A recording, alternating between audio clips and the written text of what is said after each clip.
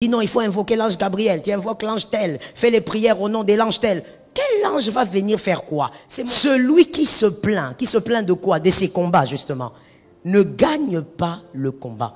Celui qui se plaint de ses batailles ne gagne pas le combat. Psaume 144, 1. La Bible dit dans les psaumes 144, 1 qu'il a exercé tes mains au combat. Il a exercé tes mains, il a exercé tes doigts au combat. Mais pourquoi il a exercé? Parce qu'il sait qu'il y a la bataille. Il sait que le combat arrive. Et donc, en d'autres termes, il t'a préparé à la bataille. Laisse-moi te dire en amont ceci. Aucune bataille ne peut t'arriver si tu n'as été préparé. Tu peux te poser la question, mais quand est-ce que Dieu m'a préparé pour une chose pareille? Réfléchis bien, tu trouveras. Il ne permet pas une bataille sans préparation. Il te prépare pour affronter Goliath. Dieu est juste. Oh, dis à ton âme, Dieu est juste. Et donc, il te prépare. Et voici donc la vérité que le diable aimerait que tu ignores. Celui qui se plaint de ses batailles perdra. Tu ne peux pas vaincre tes batailles en te plaignant. Lorsque vous vous plaignez, c'est une forme de défaite. Arrêtez de vous plaindre, même quand la bataille est grande. Voyez celui qui est derrière la bataille. Il y a Dieu derrière cette bataille. Ne vous plaignez pas, vous allez en famille, vous allez à gauche, à droite, vous vous plaignez, nuit et jour. Attention, celui qui se plaint de ses batailles perdra forcément.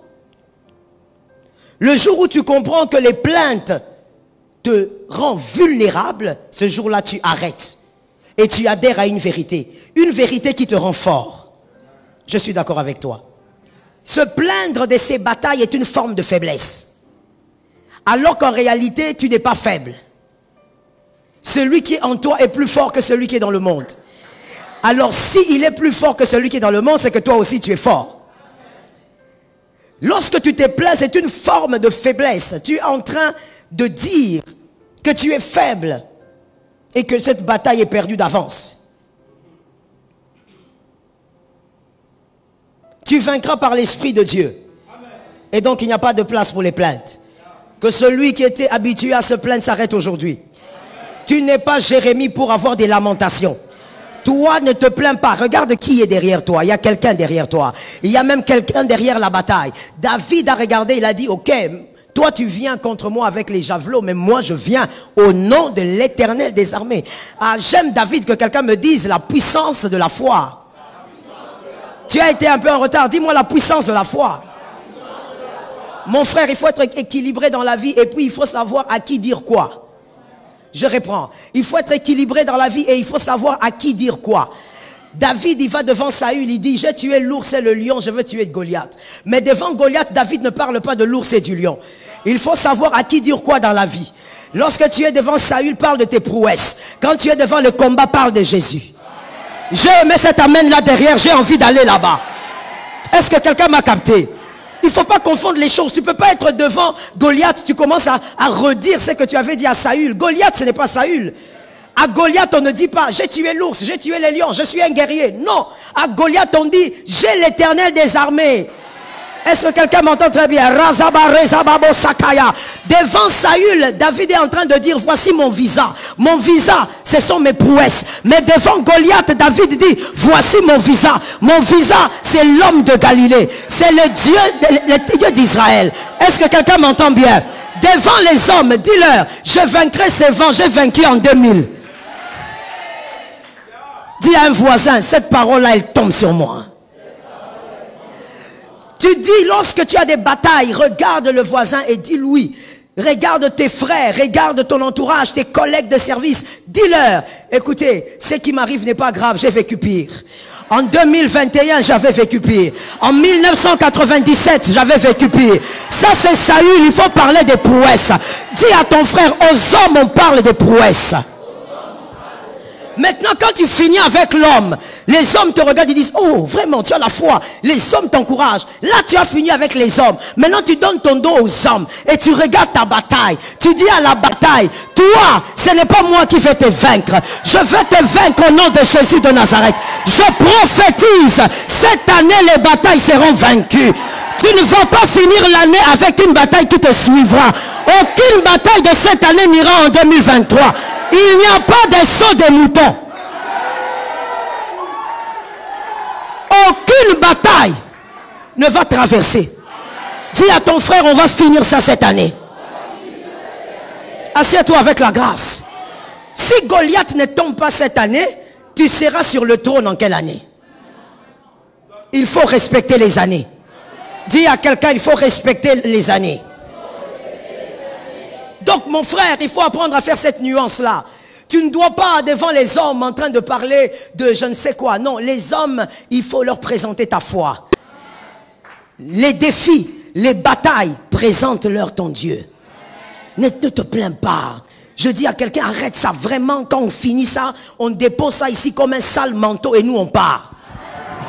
Arrête ça. Tu vas à gauche, à droite, tu sais, moi comme je suis là, je n'ai pas encore de travail, je ne sais pas ce qui m'arrive. Moi comme je suis là, je n'ai pas encore d'enfant. Moi comme je suis là, je dis, calme-toi. Les hommes ne te donneront rien. Parle aux hommes de ton Dieu. Parle aux hommes de la manière dont tu as vaincu autrefois. Dis aux hommes, ne vous souciez pas de moi, priez seulement pour mon cœur. Mais moi je sais que le Dieu qui m'a délivré du Covid va me délivrer encore aujourd'hui. Tu parles de ce que Dieu a fait pour toi. Est-ce que quelqu'un m'entend bien? Mais face à la bataille, tu commences à déclarer la victoire par ton vrai visage. Tu présentes l'homme de Galilée et tu es sûr que tu vaincras. Arrête de te plaindre. Retiens pour la vie et écris s'il te plaît. Les plaintes amplifient la présence du combat. Les plaintes amplifient tous les combats. Les plaintes amplifient tous les combats.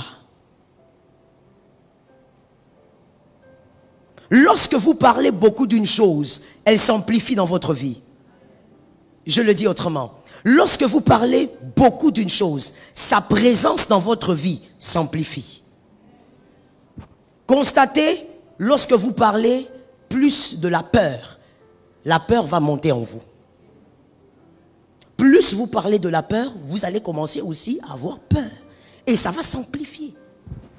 Le combat qui n'était pas énorme va devenir énorme, gigantesque. Pourquoi? Tu en parles trop. Parle-nous de tes miracles. Parle-nous de ce que Dieu a fait dans le passé. Pourquoi tu nous parles du combat d'aujourd'hui? Parce qu'en réalité, c'est le témoignage pour 2023. Parle-nous de ce que Dieu a fait dans le passé.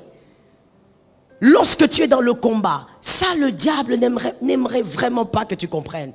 Arrête de te plaindre. Regarde le combat et réalise combien ton Dieu est grand. Face au combat, pose-toi la question, qu'est-ce que Dieu va faire après ça? Parce que certainement, il y a quelque chose après. Certainement qu'après la victoire, il y aura quelque chose de glorieux. Prends avec moi. Prends avec moi cette pensée. Et si tu peux l'écrire et retenir, ça serait bien. Le jour où tu comprends que les plaintes amplifient tes combats, ton combat devient petit. Le jour où tu comprends que les plaintes amplifient le combat, ton combat devient petit. Et tu vas le terminer facilement. Mon frère, il n'est pas question d'années. Si ça prend des années, là n'est pas le problème. Il finira par terminer. Et le combat devient petit parce que justement, quand tu minimises la force de la bataille ou du combat, tu amplifies ton Dieu. Lorsque tu te plains, tu es en train de diminuer ton Dieu alors que ton Dieu est grand. Ne le diminue pas. C'est un Dieu grand. D'ailleurs, voilà pourquoi il a dit, vous avez l'autorité. Vous avez l'autorité. Ça veut dire dans certaines choses, battez-vous, battez-vous. Vous allez vaincre. Il n'y a pas à faire des réunions angéliques, d'appeler des... Non, non, non, on n'a pas besoin de ça. Moi, je ne sais pas pourquoi il y a des personnes qui pensent que jusqu'aujourd'hui, il faut faire appel. Tu commences à invoquer les anges, tu pries les anges. Pourquoi? Ce sont nos serviteurs. Dit la parole de Dieu. Moi, je traite avec le boss. Comment est-ce qu'on a du mal à comprendre les choses simples comme ça? Non, tu es là comme ça, on te dit non, il faut invoquer l'ange Gabriel. Tu invoques l'ange tel. Fais les prières au nom de l'ange tel. Quel ange va venir faire quoi? C'est mon serviteur. Moi, je négocie avec le boss. Et le boss, il est à l'intérieur de moi. Et le boss là, je n'ai pas fini la phrase, mon frère. Et le boss là, il s'avère que c'est mon père. Je ne fais pas avec le serviteur. Qu'est-ce que je veux faire avec le serviteur? Voilà pourquoi c'est papa qui s'occupe des serviteurs. Oui, papa gère les enfants et il gère aussi. Est-ce que dans ta maison, ce n'est pas comme ça? Tu es parent, tu gères les serviteurs qui sont là, tu gères aussi les enfants. Donc tu n'as pas à l'être là. Ange Michel, je t'appelle. Je l'appelle où? Moi, je suis fils. Et je bénéficie des grâces des fils.